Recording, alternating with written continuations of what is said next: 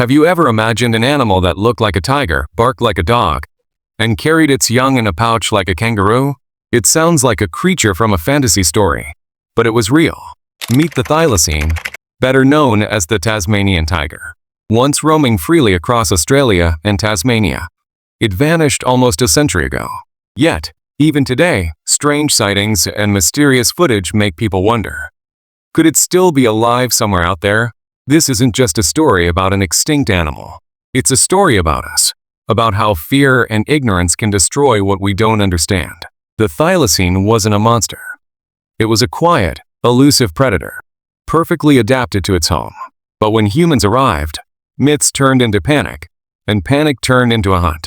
Within decades, the thylacine vanished forever, or so we think. Its story reminds us how fragile life can be, and how quickly curiosity can turn into cruelty. The thylacine wasn't a tiger at all. It was a marsupial, a relative of kangaroos and koalas, yet it looked and moved like a wolf. Its sleek striped back earned it the name Tasmanian Tiger. But its story began long before Tasmania itself became an island. For thousands of years, this remarkable predator ruled the forests and open plains of Australia. It hunted under moonlight, gliding through the shadows with quiet precision.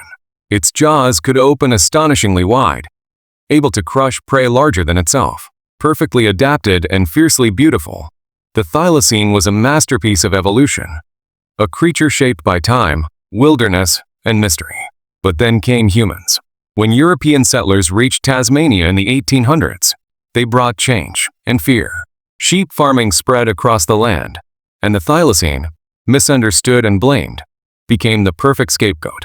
Stories of livestock attacks fueled panic. Soon, the government placed a bounty on every thylacine killed. Men set traps, fired rifles, and hung their striped pelts as proof of victory. In just a few decades, the hunter had become the hunted, and nature's balance began to collapse. By the early 1900s, the thylacine was almost gone. Hunted, misunderstood, and forgotten, only a few survived in captivity. The last known thylacine, nicknamed Benjamin, lived in a small Tasmanian zoo. On a cold night in 1936, he was accidentally locked outside his shelter, and by morning, he was gone. With Benjamin's final breath, an entire species vanished, not in a storm or fire, but in silence. A quiet end to a magnificent creature we failed to protect.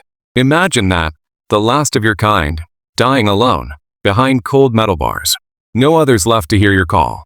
No forest to hide in. No freedom to chase. Just silence. The thylacine story isn't only about extinction. It's about loneliness, loss, and the cost of human ignorance. As the world moved on, its memory faded into photographs and whispers.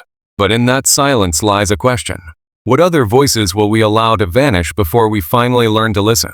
But here's where the story takes a mysterious turn. Since 1936, countless people have claimed to see thylacines, striped shadows slipping through the Tasmanian wilderness. No one has ever proven it, yet the legend endures. And now, with breakthroughs in DNA science, some researchers believe the thylacine could one day return. Imagine the Tasmanian tiger walking the earth again, reborn through human hands.